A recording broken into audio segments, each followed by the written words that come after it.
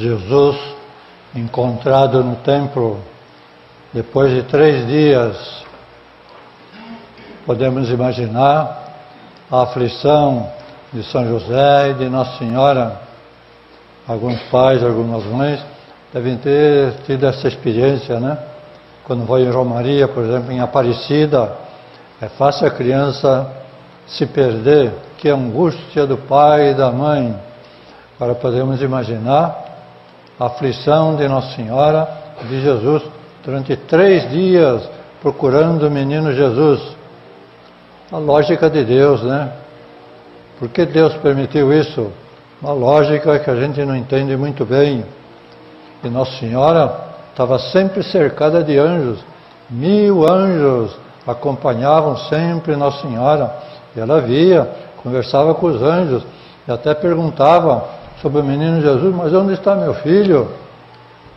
Será que ele está lá em Belém? Fosse fazer uma visita a Belém? Os anjos diziam: não está em Belém. Mas não contavam onde estava. Mas será que ela está lá com João Batista no deserto? Não está com João Batista no deserto.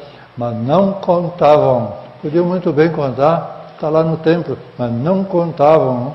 Então vejam a prova que foi sujeita a Nossa Senhora e São José, a lógica de Deus. Eles encontraram o menino Jesus no meio dos doutores. Nós sabemos pelas revelações de Valtorta o que aconteceu. Havia 3 doutores falando para o povo: Gamaliel, Shammai, Shaddai. Falavam da vinda do Messias e discutiam entre si. Uns diziam que o Messias ainda ia demorar muito tempo para chegar. Outros, como Gamaliel e Shammai, falavam: não, pelas profecias, o Messias já deve estar chegando na terra. E o Shaddai: ainda não, é impossível. E aí, então, o menino Jesus levanta a voz: Shammai tem razão, o Messias já deve ter chegado. Um menino no meio do povo, eles olharam assim: ô menino, o que você está falando? Vem aqui. Chamaram o menino Jesus, sentaram no meio dos 3 doutores. Você fala que o Messias já deve ter chegado? Como é que você tem tanta certeza assim? O menino Jesus então falou: os profetas anunciaram, e o tempo é este, o tempo do Messias é este. Falou de um mensageiro que vem na frente do Messias. Esse mensageiro já chegou. Vocês não ouviram João Batista falar a respeito do Messias? Mas como é que você tem tanta certeza? Os profetas falam que o Messias vem num tempo de paz. Jesus responde: nós estamos em tempo de paz. E como? Estamos sob o jugo dos romanos, mas existe paz no mundo. Prova disso é o recenseamento que o imperador mandou fazer. Recenseamento só se faz em tempo de paz. Tempo de guerra, em tempo perturbado, nenhum imperador faz recenseamento. Isso é uma prova. Mas e a paz anunciada pelos profetas? Jesus fala: a paz é a paz do Espírito, é uma paz interior, não é essa paz do mundo, não. É a paz da consciência. Deu todas as respostas, eles ficavam admirados. E aí começaram com outras perguntas, para ver se o menino Jesus derrapava. E esse negócio do sábado?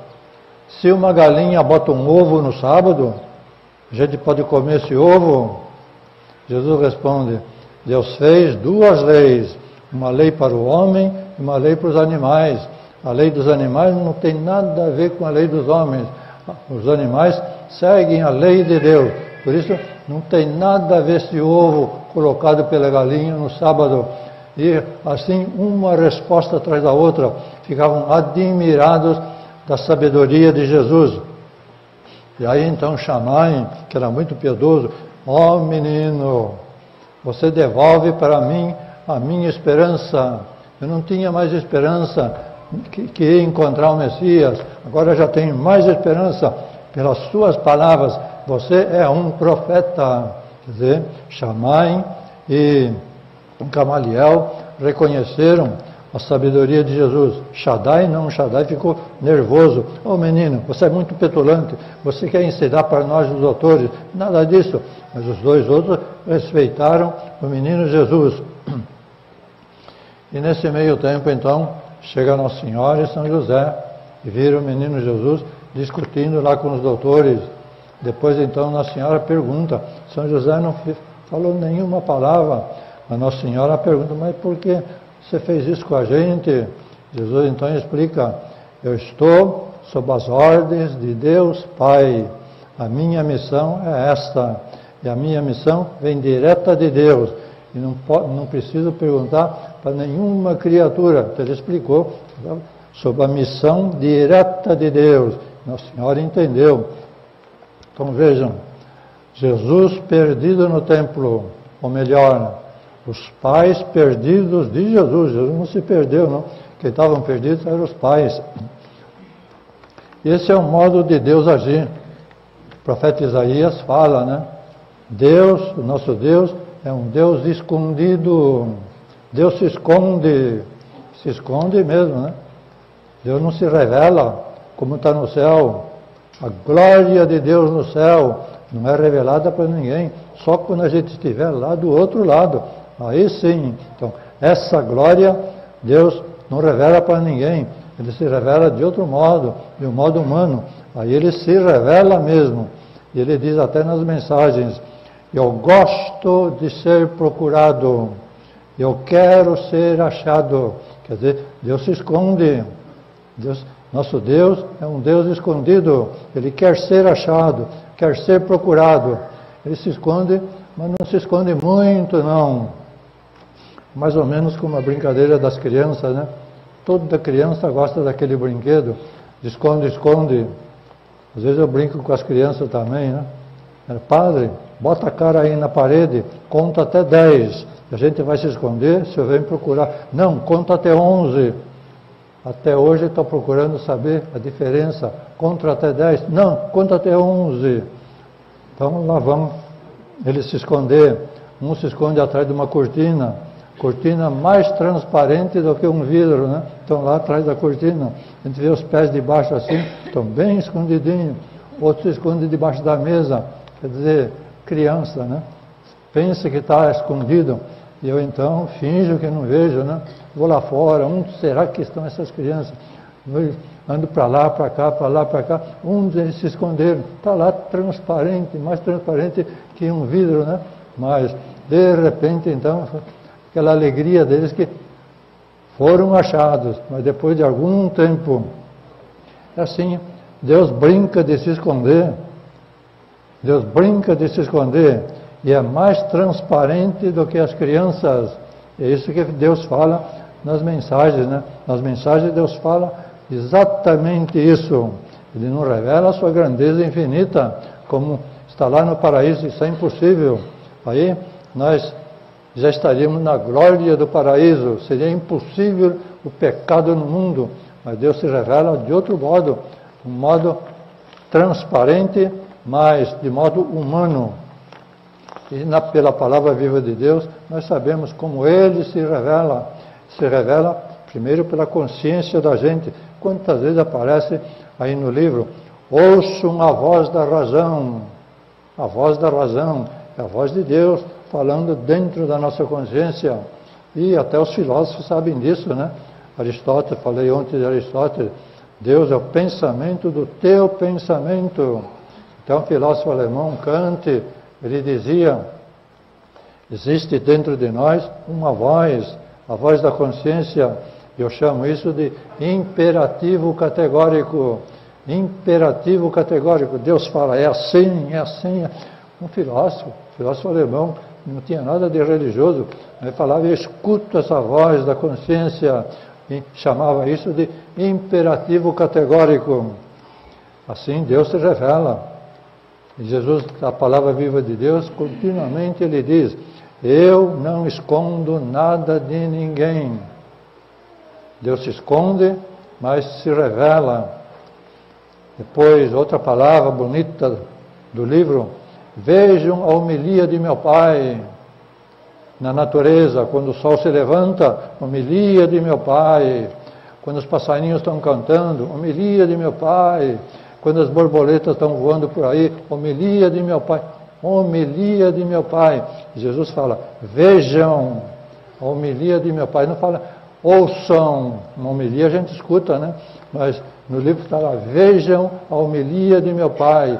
Quer dizer, parece que a gente está vendo a palavra de Deus, está vendo Deus falar. Depois, uma pergunta bonita que Jesus fez ao profeta de manhã, quando você olha no espelho, o que você enxerga? Ele respondeu, o meu rosto. Jesus falou, não, é o meu rosto, é o meu rosto. Olha que coisa bonita, né? Você sabia, quando de manhã você está se penteando, se lavando, meu rosto, não é o teu rosto, meu rosto. Deus está em toda parte, até no rosto da gente.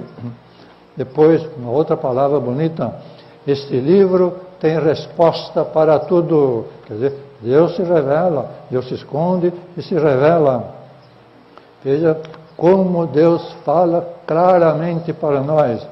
Outra palavra do livro, quando ouvem o que venho dizendo através desse livro, é como se estivessem em minha frente, me vendo e me ouvindo. Todo mundo tem esse livro lá na sua casa, né? Jesus fala, quando você está lendo esse livro, eu estou na sua frente, como você estivesse me vendo e me ouvindo. Quer dizer, Deus se esconde, mas se revela também. Depois, Jesus fala ainda, ao ler o livro, a palavra viva de Deus, sou eu, Jesus, que estou falando para você diretamente no coração, no teu coração. Quando você lê esse livro, sou eu que estou falando diretamente para você. Então vejam, Deus tem modos infinitos de se revelar. Ele se esconde, não vemos a glória dele, como veremos no paraíso, mas ele se revela de modo tão claro, tão evidente, que parece um brinquedo de criança. E ele fala, estou conversando com você, o rosto que você vê no espelho sou eu, os braços, seus braços quando se movimentam sou eu, quando você anda sou eu, passarinho cantando sou eu, é Deus que nos cerca de todos os lados. Quer dizer, Jesus perdido no templo, mas nós é que estamos perdidos.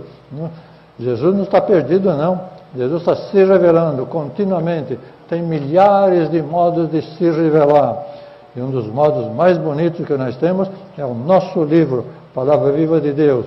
Eu falo com você, estou na sua frente, você está me vendo, está me ouvindo. Então vamos acreditar nessa palavra de Jesus, vamos acreditar nessa presença de Deus que se esconde e se revela. Amém. Tá aí essa fantástica homilia do Padre Rômulo, falando muito bem aí sobre o templo, né? E também aí o livro A Palavra de Deus, a importância, né? De estarmos lendo o livro, estamos falando com o próprio Deus, né? Eu quero enfatizar sobre o menino Jesus interrogado por 3 teólogos, 3, veja só, menino Jesus, e de 2 eram contra e só o Gamaliel que ficou firme. Depois o Shammai, o Shaddai não aceitou, não, teimou, não aceitou. E como hoje a maioria não está duvidando do profeta que escreveu esse livro, ficou tanto tempo no meio de nós, tudo que ele escreveu está acontecendo, não tem nada, tudo está se cumprindo. E como é que o povo duvida ainda? Duvida ainda, principalmente os sacerdotes. E as pessoas que estavam na obra ficam criticando ainda. O que falta? O que falta? Será? Então, preste... Por isso que eu ouvi essa homilia hoje na igreja, eu vou passar no programa hoje, que eu fico pensando, para ajudar a esclarecer, veja só, como que vinha da cabeça do profeta escrever um livro tão grosso, todos falando sobre o respeito que a igreja mantinha com Jesus, sobre a Santa Eucaristia, e hoje que não tem mais. O que estão fazendo da nossa igreja? Tem gente que acha que ainda pensa, tem muita gente, a maioria pensa que vai vir outro padre que vai